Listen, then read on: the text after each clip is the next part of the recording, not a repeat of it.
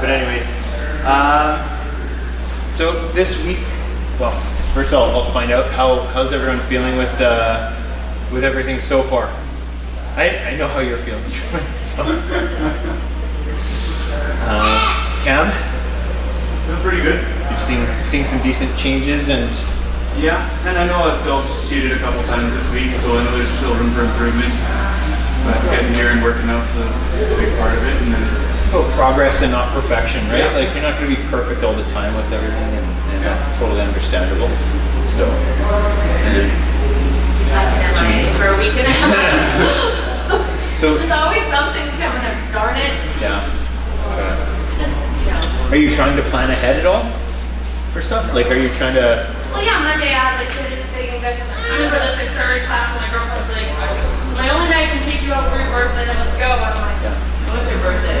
Yeah. Sorry? It's your birthday. Today's my birthday, but she can, like, no one Happy can- birthday. Thank you.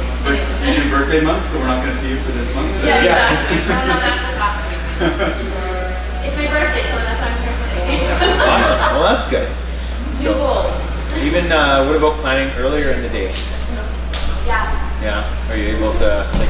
I think a lot of times planning for like if you can make it earlier in the day and fit it into your schedule. Sometimes I know it's tough, but at least you can get it done. Like I know you're here a lot at like 7:15 in the morning, and that may not be realistic all the time. But But it's nice when you can because you got the rest of the I gotta day. do that. And it feels like it didn't work out even.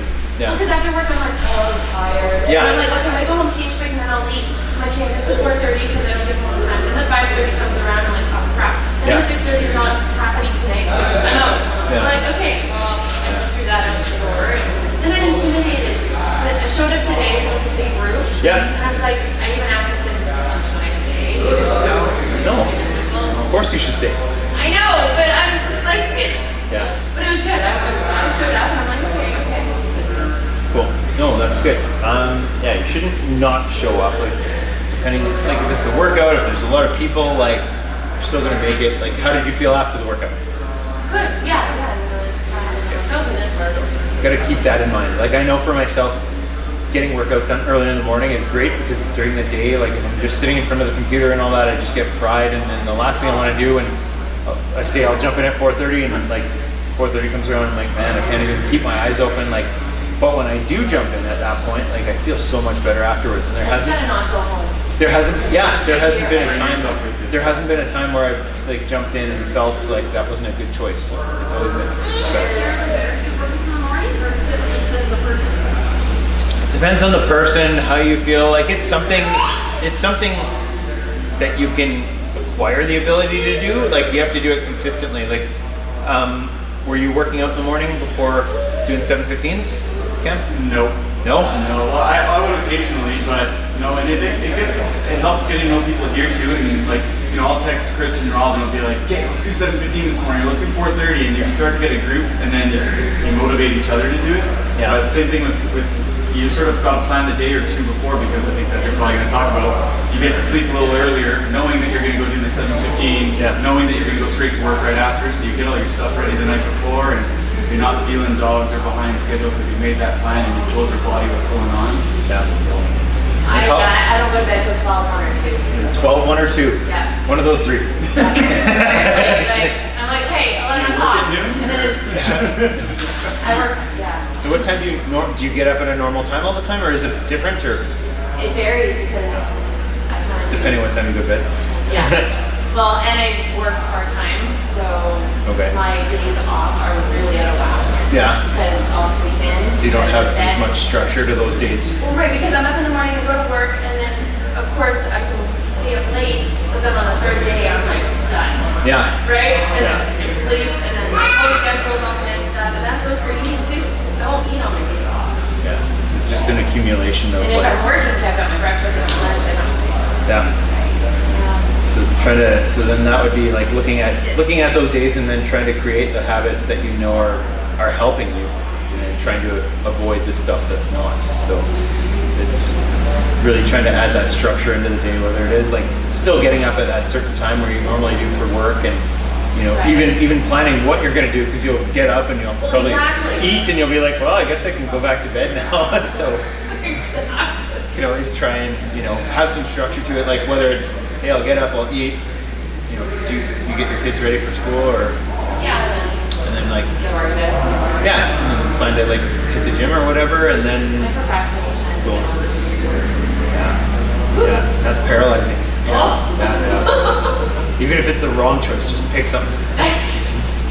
But so we've seen some good changes with people. I think the biggest thing is consistency, and that's to be expected. The more consistent people are with their eating habits, with making it to the gym, people are checking off their workouts on the board, which is really cool. So you see some people that like tons of check marks throughout the week, and then there's others that are just like very, very random or very limited. I know definitely being injured is going to be like limiting for you, Julie, but you know, just the consistency, the consistency kills the competition, and the more you can be consistent, and whether it is with your eating habits and getting into the gym, that's going to pay off a lot more. One thing that I kind of really think about is like having a triangle of your nutrition, your training, and your sleep. So sleep would kind of like fall under that recovery, nutrition would fall under that recovery, but I think they're both really important, so they kind of each get their own spot with it. And I know, especially for myself, if one of those is off, the other two are probably going to be off. And it doesn't, I don't think that, you know, one of them is more important than the other, but I would definitely say that if these two are in check, your training is going to be good. You're going to feel a lot better, whether it is like, you know, throughout the day, recovery wise, all that kind of stuff. But at least if these two are in check, you can still make some really good benefits. If all you're doing is training, but you're eating like shit and you're not sleeping at all, your training isn't going to be great. You can still, if the goal is to drop weight, you know, as long as nutrition's in check and you're not eating like crap, you can still lose weight on the scale. And you know, if you're eating enough protein and supplying yourself with enough nutrients throughout the day, based on like week one's goals with protein intake, which we can chat a little bit about, and then when we did week 2, basal metabolic rate, which some people are still working on and trying to get to, which is fine. You know, if those are in check and you're taking in the right amount of nutrients for what you're doing throughout the day, you can still drop weight and feel really good about what you're doing. Even if you're training like, you know, 3 times a week, you can still get some benefit out of that. There's some that are doing 5-6 days a week, and sometimes even double training sessions a day, which is awesome, but that's not always sustainable too. So you know, you can still get some great benefit from training, you know, 3 times a week, and I usually suggest a minimum of 4, or if someone's got more weight to lose and stuff, then obviously the more training you put in, the better. But you can find a good balance between 3 times a week and nutrition and sleep as well. So week 4 is kind of like, last week we didn't really have a goal, which was sort of feeding off of the BMR, which a lot of people found it very tough to get up there. If they were taking in like say 1,200 calories a day, after they looked at it, and then they were kind of like, you know, I need to be taking in 2,500 or 3,000. That's a huge jump. You don't want to make that jump all in one. And I had several conversations with people about that, and as they did it gradually, they felt a lot better.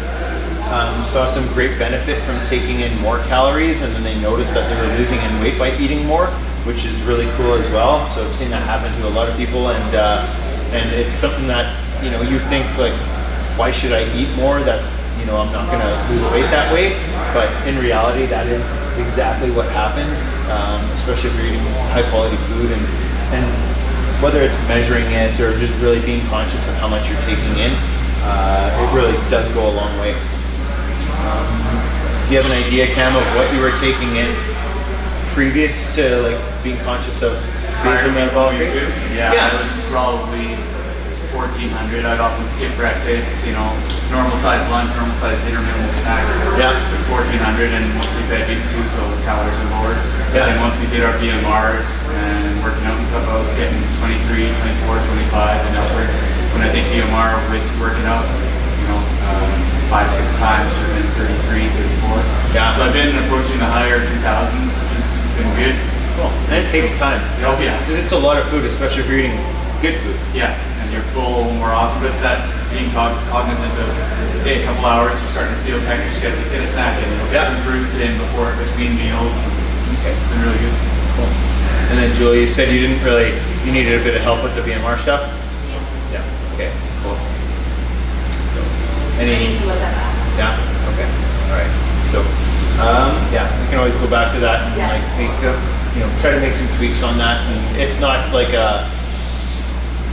it's not set in stone. Like if you're doing it and you're noticing positive changes, then you're on the right path. If you're seeing negative changes, which I haven't really heard anyone having negative changes about that yet, but people who are like kind of following it and building their way up to higher calorie intake, they're feeling a lot better sleep, better recovery, more energy in workouts, better energy throughout the day, not hitting like that midday kind of like slump.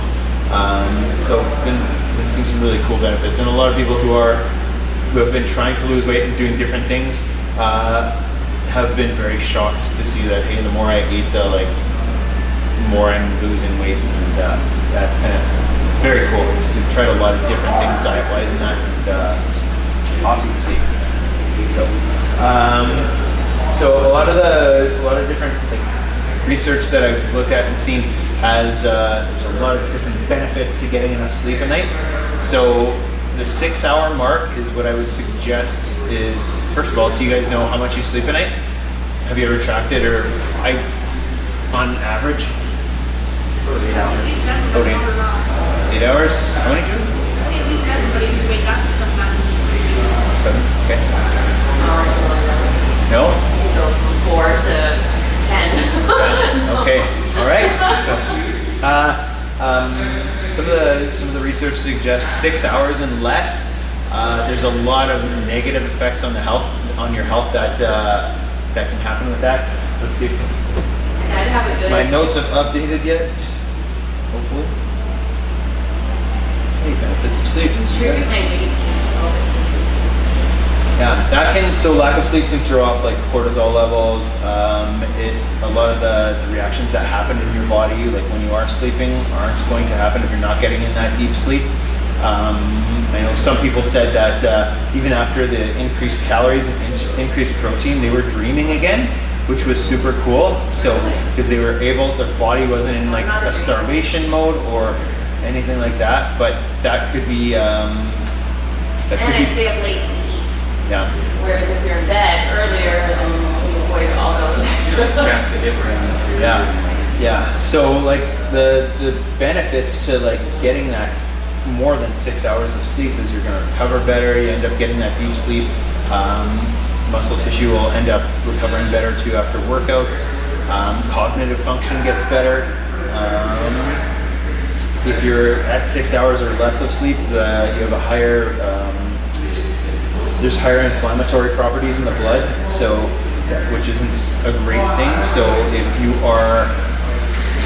have like celiacs or different things going on, you've already got like a higher level of inflammatory properties in the body.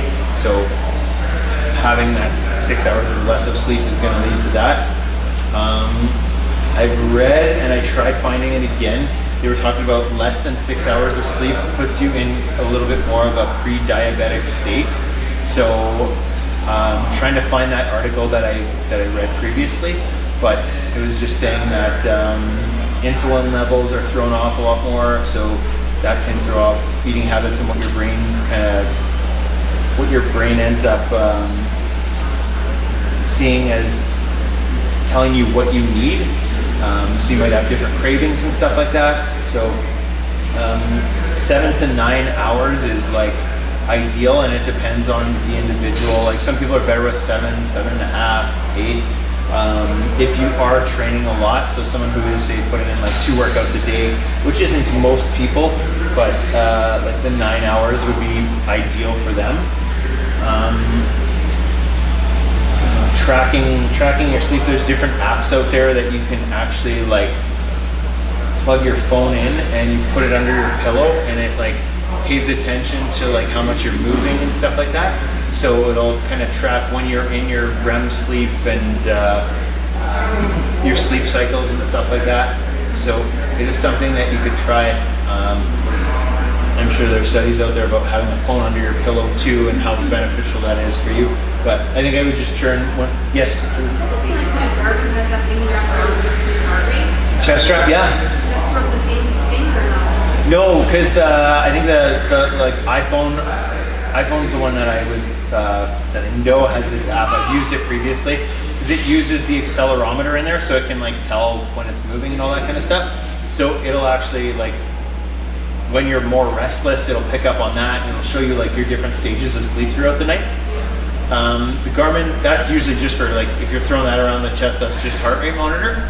But the Fitbits and all that have that on the wrist too, that they track your sleep. They'll track your sleep and all that kind of stuff as well. I don't know how accurate it is. Lori used to use her Fitbit for tracking sleep, but then you would also get stressed out because you're like, I didn't get enough sleep. So when she'd look at it on her phone after, then you're stressing out because of sleep. And I've talked to some people that have done that too, who have given up using their Fitbits and trying to track their sleep because it just stresses them out, and they're like laying there in bed like, I should be sleeping right now. I'm gonna have another bad night of sleep. Yeah. What's that? I already knew it didn't sleep good. It was good to estimate how much I slept. So when I woke up in the morning, I knew if I got 3 or 4 hours of sleep. And I looked at my Fitbit, because sometimes you're like, oh, you probably have more sleep than you think. And Fitbit would be like exactly what I think. So it just made me more stressed because I saw that number all the time. Yeah, just get obsessed with it. So even just tracking the number of hours, it doesn't have to be exact quality of sleep, but if you're like, hey, I got like, 6 hours of sleep last night and I feel like shit, or it goes back to what Cam was saying before about planning your day. And if you're like, hey, I gotta be at the gym for 7:15, or be there before 7:15, and then like, planning what you're gonna have for breakfast before that and all that, like it's creating a blueprint. Like, so the goal is 7:15 class. Now I have to do X, Y, and Z to make sure that I can get to that 7:15 class. And if you're going to bed at 2, 3 in the morning, you're probably going to cancel out of that class when your alarm clock goes off in the morning. It's not going to work out too well. It's holding yourself accountable too. Like I found myself scheduling and putting in that I'm coming to that class, so it holds me accountable to like, hey, I've told the Starke people I'm coming to 7:15. Yeah. Or, so can't cancel, and then you make that from there. You say, okay, it's 9, I gotta get to bed. I've got this and this. So it's accountability too, and it pushes you to come. Yeah, we do have one of the coaches watching registration at all times. So if someone like signs up for a class, we expect you to be there. Some of the benefits to sleeping, like 7 to 9 hours, so above that 6 hour mark, relaxes and lowers stress, improves mood and energy, helps to maintain a healthy body weight, improves muscle coordination and recovery, improves attention and ability to pay attention, cognitive function as well. I know when like we had Lexa and we weren't sleeping a whole lot, I was ready to lose it on pretty much anyone at any time. Like on nights where I get like 3 hours of sleep or whatever, and then I have to like come in and coach, I would be like, I do not fucking want to be here right now. And it's amazing how that changes your mood and everything else. And then there were days where I'd be like, yeah, you got shitty sleep, but like, you love what you do, you want to go and you want to do it. And then you're like reminding yourself like, it's all right, it's not going to last forever sort of thing. But it is amazing like when you don't get enough sleep, just how that changes your mood and everything else. So just something to think about and try to keep track of. And just with this 6-week challenge being like trying to make some good choices so that we are able to build some good sustainable habits. I think this is one that is very important, and it can spill over into the rest of your life, into your training, and into nutrition as well. Because if you are totally run down and tired and feel like shit, you're probably going to want to eat like that as well. So you're not like, I know when I've come home, this hasn't happened for a while, but after some really long days, walk in the door and it's like the first thing I want to do is like eat a bowl of ice cream. And I'm like, okay, you can have your ice cream, but like eat real food first. So I'll go and eat like, a full plate of like real food. And after that, 9 times out of 10, I won't even want to have the ice cream because I'm just like full and satiated. So, any questions on that? Not that, but I saw the pictures of your salad and stuff. Do you never put dressing on them ever? Yeah, sometimes I do. Like I won't put like I'll use It's like vinaigrettes. yeah. Lori. Yeah, use like a balsamic vinaigrette. Just- no. Usually like there's a berry one. I think it's called berry balsamic by Kraft, and usually find it at Sobeys or whatever. But like it's I think 35 calories for like a couple tablespoons or something like that. It's not that much. To me, it just adds some flavor to it, and it's not like a creamy dressing or anything like that. And a lot of times, like we'll use like frozen berries on my salad, and then as soon as I thaw them out in a coffee cup and I pour it on the salad, like the juice from the berries kind of falls on there too. So that acts as sort of a dressing. So I don't always add to that. You find that 7 superfood salad thing, and it comes with that dressing. Okay. Obviously, you don't use that one then. No, where with 7 superfoods? What's that? It's like has like kale and stuff in it. Yeah. Oh, okay. Don't use both packages. Oh no, never. No. Some things still kill them. Yeah, I tried it. They usually switch double. Yeah. And I mean, A cup of dressing on one salad. a little to make it palatable. Kale salad, is that what we're talking about? Yeah, no, Julie was just talking about salad dressing, like if I add anything to it, and that she was saying that. Is that the package from, do you get it from like Superstore or from Costco? But Or? your cart that one. I thought like, oh, get this one. Okay, yeah, so, So kale and cranberries. yeah, That you eat that more, mix. you eat that more than I do. The kale salad mix? Yeah. I'm not a huge fan of that, but I Just just found like, ourselves even making our own like salad dressing. Yeah. Like, my wife's a vegan, so we will buy either vegan dressings or making our own like ranch dressings from natural ingredients, and the calorie count's pretty low when you look at like the cost in there and measure it up. So and it's still you can have a fair amount. It doesn't feel like your salad. It's just leaf lettuce and everything. So it's a good one too. do you have any of those that you could post? Yeah. Yeah? Yeah, Cool. we'll get some posting in the next couple days. That'd be cool. Awesome. Not for everyone, but hey, vegan doesn't mean it's tasty. So there's some really good stuff. Yeah, cool. So, yeah, this week's goal, just tracking that sleep, and then hopefully we'll notice some differences. If you can try to get, like, I would suggest over 6, but my suggestion would be 7 and up if possible, so anywhere from 7 to 9. And just like, yeah. 9 sounds great. Yeah, I don't know, not always doable, but like, you know, going to bed at 5 p.m., like that may or may not be doable for people, but get off work, go straight to bed. But no, Do you have any evidence on like napping or on having a half hour power snooze or? some of the stuff that I've seen is like 30 minutes, no longer. Yeah. So 30 minutes, then at least you don't get into a very Throw deep yourself sleep. out of a. Yeah. Last night I slept for like an hour, Lori said. So I, Depends on sleeping up to how you are. Well, that's Yeah. If you're a little tired and you want to Need power a down, use refresher. energy, go for it. But if you've only got like 4 or 5 hours sleep a night, you need more. yeah. Yeah, there are times where I've just fried here during the day, and in the afternoon I'll drop down a green mat, set my alarm for 30 minutes and 30 seconds, Yeah. and sleep. The 30 seconds is to fall asleep, and the 30 minutes is to actually sleep. So here you go. So that sometimes helps. Like if I'm just like can't even keep my eyes open, I'm just reading the same stuff over and over again. I just feel like I'm not making any gains. So after a like 30-minute nap, like it's amazing how much better I feel and can get work done. So that is helpful. But